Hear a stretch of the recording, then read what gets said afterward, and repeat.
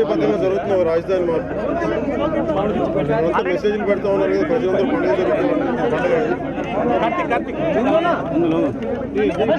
వాళ్ళ కార్యకర్తలు వాళ్ళ నాయకులు పండుగ జరుగుతుంటే రాజధానికి సమర్థనీయం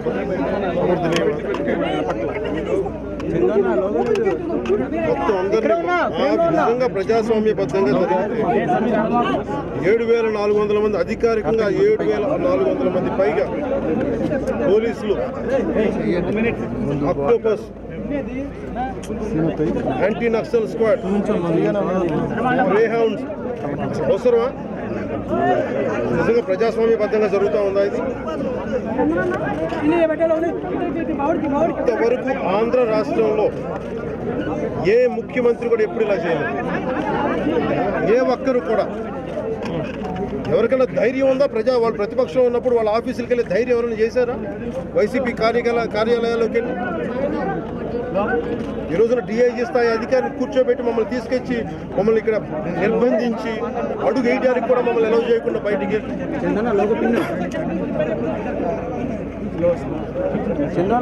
ఒక్క క్షణం సంయమనం కోల్పోతే ఒక్క క్షణం పరిస్థితులు చేయదాడిపోతుంది. మా బాధ్యత ఉంచేలా చేస్తాం.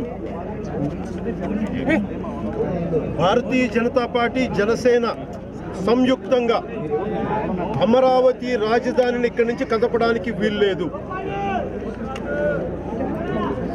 భారతీయ జనతా పార్టీ జనసేన సంయుక్తంగా అమరావతి ఒకటే రాజధాని.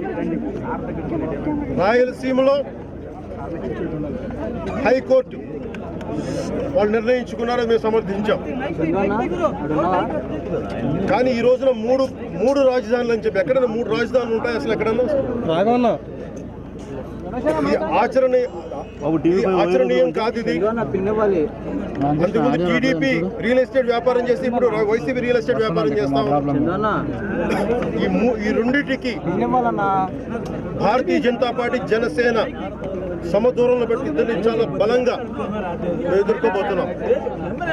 ఆ రోజున టీడీపీ చేస్తున్నప్పుడు కూడా ఇంత పెద్ద రాజధాని అవసరం లేదు. వాళ్ళు చేసిన తప్పు ఈ రోజుకి ఇంకా కంటిన్యూ అవుతానే ఉంది.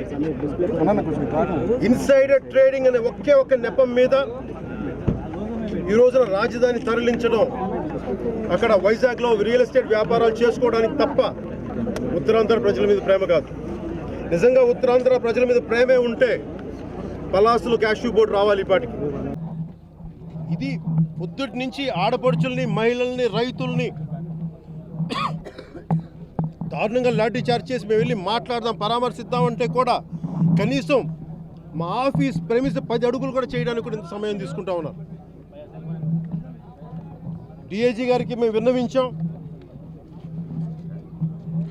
వాళ్ళే కూర్చొని ఒక గోడలాగా మమ్మల్ని వెళ్ళనివ్వకపోతే ఇంక మేము చేతులు వేయాలి వాళ్ళ మీద. అంటే వాళ్ళకి శాంతి భద్రత సమస్యలు కావాలా వాళ్ళకి? ఇందాక నుంచి ఎంత ప్రాధేయపడ్డా కానీ కనీసం ఒక గ్రామానికి వెళ్ళనివ్వండి, రైతులు కొంచెం పరామర్శ చేయనివ్వండి మమ్మల్ని.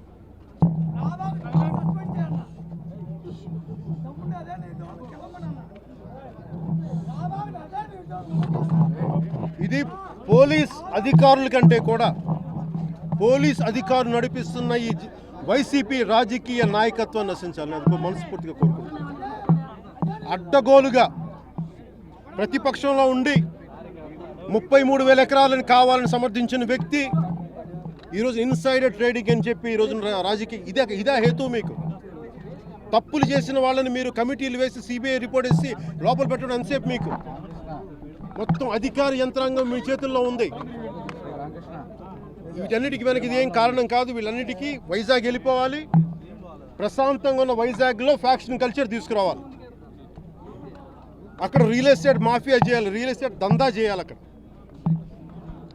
ఇలాంటి రియల్ ఎస్టేట్ దందాలు తెలంగాణలో చేసిన చీకొట్టారు ఈ ఫ్యాక్షన్ నాయకుల్ని.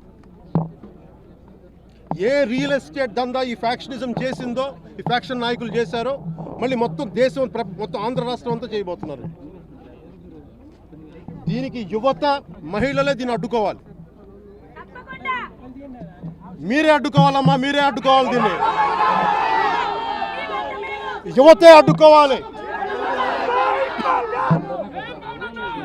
రోజు నిజంగా చాలా ఆవేదన ఉంది.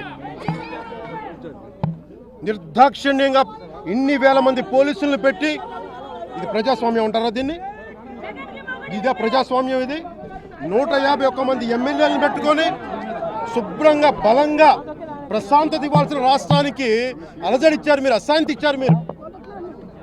సిగ్గుండాలి ఒక్కొక్కళ్ళకి.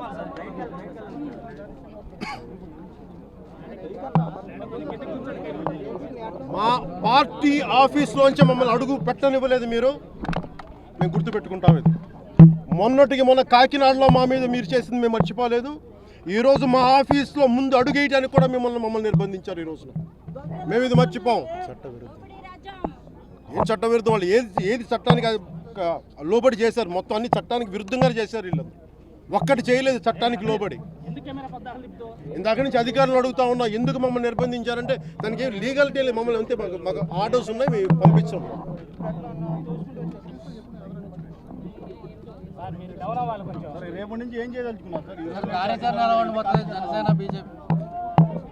జనసేన బీజేపీ రైతులకి మద్దతుగా నిలబడుతున్నాం.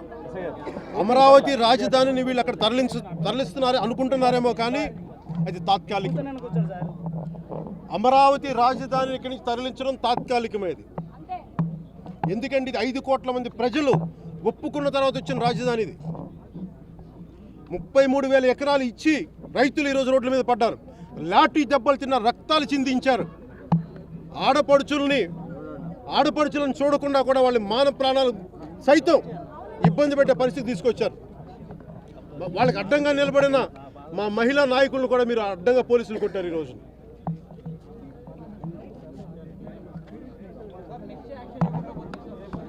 ఇది ఒక్క రోజులో మేము ఈరోజు చూసుకుంది. ఈరోజు మేము కూర్చోవాలి. ఈరోజునే భారతీయ జనతా పార్టీ నాయకులు, జాతీయ స్థాయి నాయకులు ఎన్నికలు జరిగినాయి. నడ్డా గారిని ఎన్నుకున్నారు. సంయుక్తంగా మేము కూర్చొని దీని మీద ఒక కార్యాచరణ ప్రకటిస్తాం. దీని మీద ఖచ్చితంగా ఇక్కడి నుంచి అమరావతి రాజధాని ఒకవేళ వాళ్ళ కదిలింది అని అనుకున్నా కానీ అది తాత్కాలికం అని మీకు ఖచ్చితంగా తెలియజేసుకుంటాం. ఎందుకంటే